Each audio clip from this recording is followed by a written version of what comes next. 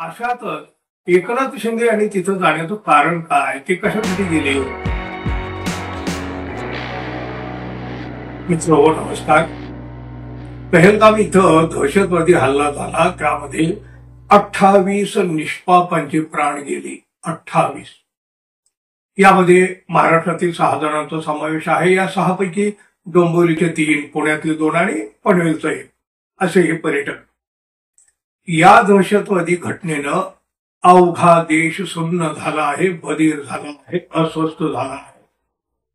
भारताकडून आता या पाकड्यानं कसं उत्तर दिलं जातंय, नेमकं काय काय केलं जात आहे हे पाहायचंय आता प्रत्येक भारतीय. भारत सरकारनं पाकिस्तानचं पाणी बंद करून पहिलं मोठं पाऊल उचललेलं आहे.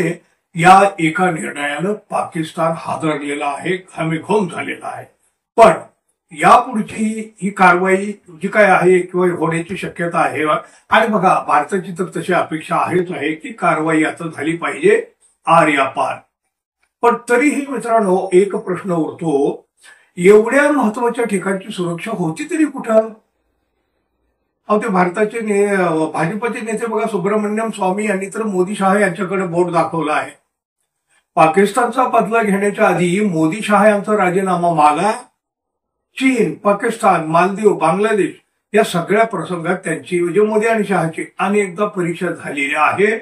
प्रत्येक वेळी दोघांनी शरणागती पत्करत भारत मातेला अपमानित केला आहे, असा हल्लाबोल भाजपच्या स्वामी यांनी केला. म्हणजे खरं तर बघा, आता तुम्ही या दहशतवादी घटनेनं एकीकडे भारतीय जनता प्रचंड दुःखात आहे, चिंतेत आहे, आणि दुसरीकडे मात्र महाराष्ट्रात श्रेयवादाचं राजकारण सुरू झालं. अशा घटनेत सुद्धा जर कोणी राजकारण करीत असतील, श्रेय लाटण्यासाठी धडपड करीत असतील, तर अशा लोकांचा जेवढा निषेध करावा तेवढा कमीच नाही का हो? महाराष्ट्राचे उपमुख्यमंत्री एकनाथ शिंदे हे व्यक्तिगत पातळीवरही अनेकांच्या संकटात मदतीला धावून जातात, त्याची माहिती सगळ्यांना आहे. त्यांच्या साधेपणाबद्दल देखील त्यांचं अनेकदा कौतुक झालेलं आहे. पण आता हे काय, अचानकच त्यांनी एक खाजगी विमान घेतलं आणि ते श्रीनगरला जाऊन दाखल झाले. का गेले होते, कशासाठी गेले होते, आणि तिथं जाऊन ते नेमकं काय करणार होते आणि काय केलं, असे अनेक प्रश्न अनेकांना पडलेले आहेत. आणि त्यातच आता साम टीव्हीनं काही प्रश्न उपस्थित केले. तसं पाहिलं तर आपल्या सरकारचे प्रतिनिधी म्हणून कुणीतरी तातडीनं तिथं धावून जायला आवश्यक होतं, आणि घडलंही होतं तसं. म्हणजे आपल्या सरकारचे प्रतिनिधी म्हणून मंत्री गिरीश महाजन आधीच, म्हणजे एकनाथ शिंदे जाण्याच्या आधीच काश्मीरमध्ये सरकारचे प्रतिनिधी म्हणून पोहोचले होते. पण तरी सुद्धा एकनाथ शिंदे हे खाजगी विमान घेऊन तिकडे गेले. दहशतवादी हल्ल्यामध्ये जे दुर्दैवानं मृत्युमुखी पडले त्यांचं पार्थिव महाराष्ट्रात आलेले होते. पर्यटकांना आणण्यासाठी मंत्री महाजन आणि आपल्या सरकारकडून प्रयत्न सुरू आहेत होते. मग अशातच एकनाथ शिंदे यांनी तिथं जाण्याचं कारण काय, ते कशासाठी गेले? तिथली सुरक्षा आधीच व्यस्त, मंत्र्यांच्या दौऱ्यामुळे त्यांच्यावरील ताण आणखी वाढणार नाही का, असा सवाल विचारला गेला. एकनाथ शिंदे नेमके का गेले आहेत असा सवाल साम टीव्हीनं उपस्थित केला. तर साम टीव्हीनं एकूण 5 सवाल उपस्थित केले. सवाल हे प्रश्न तसे अगदी बरोबर सामान्य आहेत, पण खूप बोलके आहेत.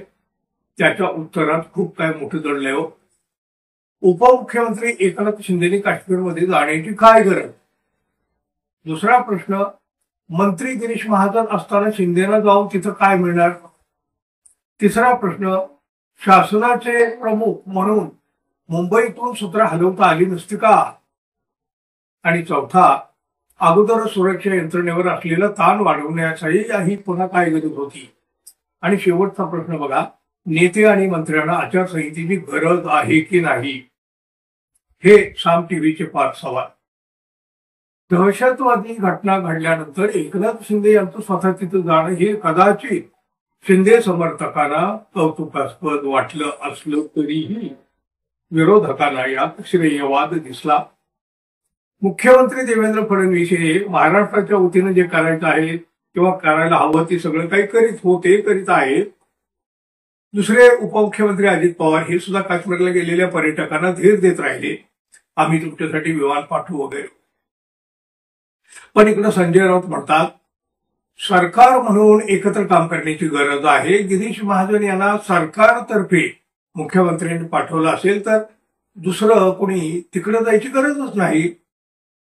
तुम्ही महाराष्ट्रातल्या सरकारमधील वाद दाखवत आहात। आम्ही सगळे सर्वपक्षीय बैठकीला मान्यता देत आहोत, विरोधी पक्ष आणि सरकार आम्ही एक आहोत असं सांगतोय, पण महाराष्ट्र सरकारमधले घटक पक्ष काश्मीरच्या दुःखद प्रसंगी कुरघोडी आणि श्रेयवादाच्या लढाईत महाराष्ट्राचं हसं करतोय असं संजय राऊत यांनी म्हटले। आणि अशातच साम टीव्हीने विचारलेले हे 5 प्रश्न महाराष्ट्रात मोठ्या चर्चेचे सुद्धा ठरले। या प्रश्नावर मित्रांनो तुम्ही काय सांगाल जरूर सांगा, तुमच्या प्रतिक्रिया जरूर द्या। आणि आपण अजून आपल्या चॅनलला सबस्क्राईब केलं नसेल तर कृपया सबस्क्राईब करावं ही अपेक्षा। धन्यवाद, पुन्हा भेटू, तोपर्यंत नमस्कार।